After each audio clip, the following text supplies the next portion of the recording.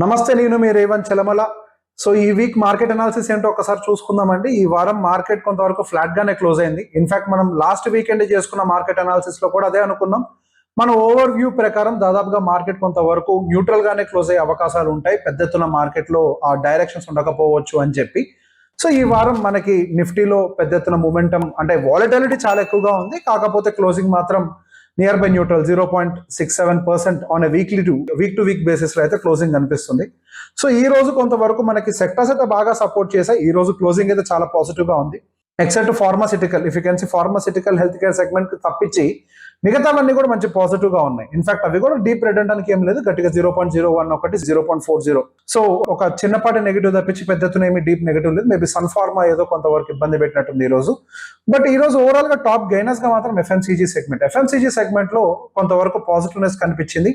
ఐటీసీకి సంబంధించినటువంటి రిజల్ట్స్ రావడంతో FMCG segment అనేది బాగా ఇవాళ కొంచెం పాజిటివ్ గా ర్యాలీ అయితే కనిపించింది. అండ్ మెయిన్ గా అది రీసెంట్ గా కరెక్షన్స్ అయితే బాగా జరిగాయి. If you can see there is a very deep correction. అక్కడ నుంచి కొంతవరకు రికవరీ వచ్చింది. అండ్ ఎస్, ఈ రోజు కూడా మార్కెట్ ను కొంతవరకు అది సపోర్ట్ అయితే చేసింది. సో మార్కెట్ కి సంబంధించి కొంత సపోర్ట్ అండ్ రెసిస్టెన్స్ కి సంబంధించి కొంతవరకు మనం అర్థం చేసుకోవాల్సి ఉంది. సో ఇంతకు ముందు మనకి 2024 జూన్ ఆ టైంలో మనకి ఈ పర్టికులర్ జోన్ లో మనకు కొంతవరకు కాన్సాలిడేట్ అయ్యే ప్రయత్నం చేసింది. అక్కడ కొద్దిగా చిన్న చిన్న రెసిస్టెన్స్ ఫేస్ చేసింది. ఆ తర్వాత పైనుంచి కిందకు వచ్చేటప్పుడు అదే జోన్ యాక్ట్ అయింది. కిందకు వచ్చిన తర్వాత పైకి వెళ్ళేటప్పుడు నియర్ బై ఆ జోన్ లోనే కొంచెం ప్రైస్ యాక్షన్ కనిపించింది. So in the same way కొంచెం ముందరికి వెళ్ళిన తర్వాత మనకి 2024 జూలైలో ఇంకొక జోన్ ఉంది. అంటే అప్ సైడ్ వెళ్ళేటప్పుడు రెసిస్టెన్స్ ని ఎదుర్కొంది, అక్కడ పైకి వెళ్ళిన తర్వాత సపోర్ట్ ని కింద కూడా ఎదుర్కొంది. సో ఇప్పుడు ఒక రకంగా మనకి నిఫ్టీ ఆ జోన్ లోనే ఉన్నట్టుగా కనపడుతుంది. సో ఈ జోన్ ని కంప్లీట్ గా బ్రేక్ చేయగలుగుతుందా లేదా అనేది ఒక పెద్ద ప్రశ్నగా కనిపిస్తుంది. So even one day time frame లో కూడా ఒక ఛానల్ ఏర్పడింది. మరి ఆ ఛానల్ నుంచి బ్రేక్ డౌన్ అయ్యి కిందకు వచ్చినట్టుగా కనిపిస్తుంది. సో అది మళ్ళీ బ్రేక్ అవుతుందా లేదా, మళ్ళీ పాత జోన్ లోకి అంటే హయ్యర్ సైడ్ వెళ్తుందా లేదా అనేది మనం మరికొన్ని అంశాలను కూడా దృష్టిలో పెట్టుకొని చూద్దాం. సో అప్ సైడ్ వెళ్ళడానికి మనకి పొటెన్షియల్ గా ఉన్నటువంటి సిచ్యువేషన్స్ ఏమైనా ఉన్నాయనంటే పెద్ద ఎత్తున అయితే ఏమీ లేవు. అంటే న్యూస్ ఏదైనా డ్రైవ్ చేయడానికి అవకాశాలు ఉన్నాయంటే we don't have any news for now. ఎటువంటి న్యూస్ అయితే లేదు. కాబట్టి అప్ సైడ్ కి మనకి ఒక న్యూస్ ట్రిగ్గర్ అవుతుందా అంటే ఆ కండిషన్స్ లేవు. కానీ డౌన్ సైడ్ కి ఏమైనా అవుతుందనంటే yes. So down side point of వ్యూలో మనకి ఎక్కువ ఎలిమెంట్స్ అయితే లేవులే కానీ, బట్ యుఎస్ సైడ్ నుంచి మాత్రం కొంత అన్సర్టనిటీస్ అయితే కనపడుతున్నాయి. సో వాళ్ళ బాండ్ డీల్స్ సడన్ గా స్పైక్ అవుతున్నాయి. సో రీసెంట్ గా 20-year బాండ్ డీల్ ఆప్షన్ చేసినప్పుడు అది బాగా పెరిగిపోయింది. సో బేసిక్ గా ఉన్న వాళ్ళు కూడా అమ్మేసుకొని వెళ్ళిపోవడానికి ఇంట్రెస్ట్ చూపిస్తున్నారు. ఇక్కడ కన్ఫ్యూజ్ కాకండి, అమ్మేస్తే బాండ్ డీల్స్ పడాలి కదా అంటే అది స్టాక్ ప్రైస్ లో అట్లా ఉంటుంది అనమాట. మన స్టాక్స్ ని బాగా సెల్లింగ్ ప్రెషర్ క్రియేట్ చేస్తే అవి కింద పడతాయి. When it comes to bond deals, ఎప్పుడైతే సెల్లింగ్ ప్రెషర్ క్రియేట్ అవుతుందో అది పైకి వెళ్తుంది రివర్స్. సో రెండింటికి కన్ఫ్యూజ్ అవ్వదు. సో బాండ్ డీల్స్ మీద పెద్దగా నమ్మకం లేకపోవడం వల్ల, ఎందుకు నమ్మకం లేదు, వాళ్ళు ఫిజికల్ డెఫిషియెంట్ బాగోలేదు. రీసెంట్ గా మోడీస్ ఇవన్నీ కూడా డౌన్ గ్రేడ్ చేశాయి. సో ఒక రకంగా ఇప్పుడు మీకు అర్థం అవ్వాలి అసలు ఇవన్నీ డౌన్ గ్రేడ్ చేస్తే ఏం జరుగుతుంది అని. డౌన్ గ్రేడ్ చేస్తే ఏం జరుగుతుంది అని అంటే ఆ ప్రపంచంలో ఉన్నటువంటి ఇన్వెస్టర్స్ ఎవరు కూడా కంట్రీకి సంబంధించిన బాండ్స్ కొనడానికి ఇష్టపడరు. సో ఎందుకు ఇప్పుడు యుఎస్ మార్కెట్ కి సంబంధించినటువంటి బాండ్స్ ఎందుకు కొనడానికి ఇష్టపడట్లేదు అంటే కంటిన్యూస్ అన్సర్టనిటీస్ ఒకటి, ఈవెన్ రేటింగ్ ఏజెన్సీస్ కూడా డౌన్ గ్రేడ్ చేస్తున్నాయి. అండ్ జపాన్ లో ఉన్నటువంటి ఇన్వెస్టర్స్ కూడా జపాన్ లో రీసెంట్ గా బాండ్ డీల్స్ పెరగడం తోటి వాళ్ళకి వేరే కంట్రీలో ఉండి తీసుకోవాల్సినటువంటి అవసరం లేదు. సో జపాన్ వాళ్ళ హోమ్ కంట్రీలోనే బెటర్ ఈల్డ్ వస్తుంది కాబట్టి వాళ్ళు అక్కడ కూడా వెళ్తున్నారు. సో బేసిక్ గా దీని వల్ల కొంతవరకు అన్సర్టనిటీస్ అయితే క్రియేట్ అవుతున్నాయి. వీ డోంట్ నో ఇది ఎక్కడ ల్యాండ్ అవుతుంది అని చెప్పేసి. ట్రంప్ ఏమో పట్టిన కుందేళ్ళకి మూడే కాళ్ళు అన్నట్టుగా బిహేవ్ చేస్తున్నారు. అది కంటిన్యూస్ గా అన్సర్టనిటీస్ పెరుగుతూనే ఉన్నాయి. ఫెడ్ చైర్మన్ మీద కామెంటరీ చేస్తారు. ఫెడ్ చైర్మన్ ఏమో క్లియర్ గా ఉన్నాడు, నేను అంత అడ్డగోలుగా అయితే ఇంట్రెస్ట్ రేట్స్ కట్ చేయను అని చెప్పి. సో ఇది ఓవరాల్ గా అమెరికన్ ఎకానమీ మీద కొంచెం ప్రెషర్ అయితే ఎక్కువగా బిల్డ్ చేస్తుందనే కనిపిస్తుంది. And American economy seriously in trouble. ఇప్పటి నుంచి కదా ఎప్పటి నుంచో దీని గురించి వాదిస్తున్నాను. So when Indian economy is comparatively very strong. మన దగ్గర ఏమో బాండ్ డీల్స్ కింద పడుతూ ఉంటే వాళ్ళ దగ్గర బాండ్ డీల్స్ పెరుగుతున్నాయి. అంటే అన్సర్టనిటీ ఎక్కువగా ఉంది, వాళ్ళ ఎకానమీ స్ట్రాంగ్ గా లేదు. నమ్మకం లేని చోట సహజంగా ఈల్డ్స్ పెరిగిపోతాయి. సో అంత డబ్బులు గవర్నమెంట్ చెల్లించాలి ఎవరైనా గవర్నమెంట్ బాండ్స్ కొనుక్కుంటే. సో అది నష్టం ఎవరికి జరుగుతుంది, అల్టిమేట్ గా గవర్నమెంట్ కే జరుగుతుంది. కాబట్టి కొంతవరకు అక్కడ అన్సర్టనిటీస్ అయితే బాగానే కనపడుతున్నాయి.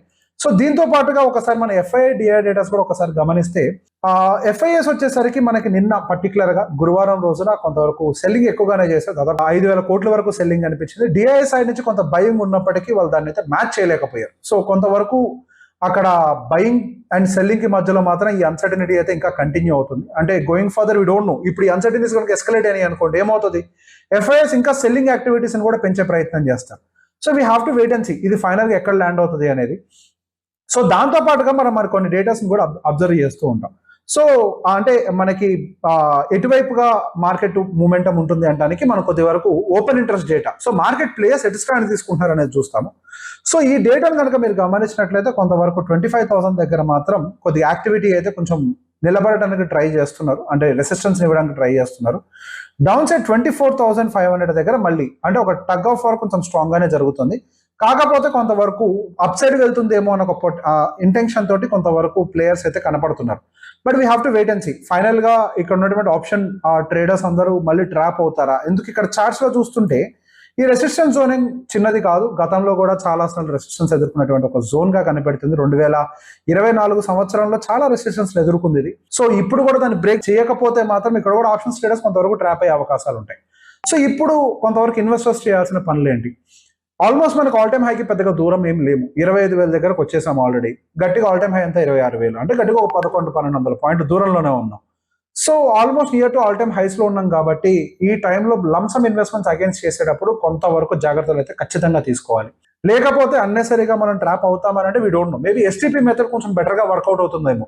సో అన్సర్టనిటీస్ అయితే ఇంకా తొలగలేదు కదా. అసలు మార్కెట్ పైకి వెళ్ళడానికి ఏమైనా స్ట్రాంగ్ సాలిడ్ రీజన్స్ ఉన్నాయా? సాలిడ్ రీజన్స్ అయితే ఏమీ లేవు. ఒకవైపు ఇండియా ఏమో సింధూర్ ఆపరేషన్స్ కంప్లీట్ కాలేదంటుంది, ఇంకోవైపు యూఎస్ లోనేమో ఆ బాండ్ కి సంబంధించిన సమస్యలు పెరుగుతూనే ఉన్నాయి, టారిఫ్ రిలేటెడ్ ఎటువంటి ఆర్టికల్స్ వస్తాయో తెలియట్లేదు. అన్సర్టనిటీస్ ఉండగా మార్కెట్ ఎందుకు పైకి వెళ్తుంది? దెర్ ఇస్ నో ఛాన్స్ అనేది నా opinion. I might go wrong also and I have right to be wrong also. So basic ఇప్పుడున్నటువంటి సిచ్యువేషన్ ప్రకారం మాత్రం ఈ లెవెల్స్ ని క్రాస్ చేయడం కొంచెం కష్టమేమో అనేది నాకు ఒక ఒపీనియన్ కనిపిస్తుంది. సో కొంతవరకు మనం పేషెన్స్ తోటి ఉండాలి. అక్కడ బాండిల్స్ పెరుగుతున్నాయి, అదంతా స్టేబుల్ అవ్వాలి. అదంతా స్టేబుల్ అవ్వకుండా అన్నెసరిగా మనం పరిగెట్టినా కానీ మనం నష్టపోతాము. సో ఇన్వెస్ట్మెంట్స్ పెట్టేటప్పుడు ఒకవేళ లంసమ్ ఇన్వెస్ట్మెంట్స్ అనుకోండి, వాటిని బ్రేక్ చేసుకోండి. ఒక 1.5 month 2 months టైం ఫ్రేమ్ లో వాటిని బ్రేక్ చేసుకొని స్లోగా ఇన్వెస్ట్ చేసుకుంటూ వెళ్తే మనకి ఒకవేళ మార్కెట్ డౌన్ సైడ్ వచ్చినా కానీ యావరేజింగ్ అవుతూ ఉంటుంది. సో ఈవెన్ ఒకవేళ లేదు మనం అట్లా జడ్జ్ చేయలేము అంటే ఎస్టీపీ మెథడ్ మనకు ఆల్రెడీ మార్కెట్ లో ఉంది. So systematic transfer plan activate చేసి పెట్టుకోండి. సో స్లోగా మనీ మార్కెట్ లో పంపిణీ అవుతూ ఉంటుంది. ఈ టైంలో పెద్ద లంసమ్స్ ఒకేసారి డిప్లాయ్ చేయడం కొంచెం రిస్క్ ఉండే అవకాశాలు ఉంటాయి. ఐదర్ మీరన్నా బ్రేకప్ చేయండి లేదా ఎస్టీపీ అన్న యాక్టివేట్ చేసుకోవడం అనేది బెటర్ ఆప్షన్ నా దృష్టిలో. And of course it's up to you, మీ ఫైనాన్షియల్ అడ్వైజర్ ని కాంటాక్ట్ అయ్యి మీరు సరైన నిర్ణయం అయితే తీసుకోండి. సో మ్యూచువల్ ఫండ్స్ లో ఎస్ఐపిస్ మాత్రం హ్యాపీగా కంటిన్యూ చేసుకోవచ్చు, అందులో ఎటువంటి అన్సర్టనిటీస్ అయితే నాకు ఉంటున్నట్టుగా అయితే కనిపించట్లేదు. సో ఈ వీడియో కనుక మీకు నచ్చినట్లయితే అందరికీ షేర్ చేయండి. Thank you.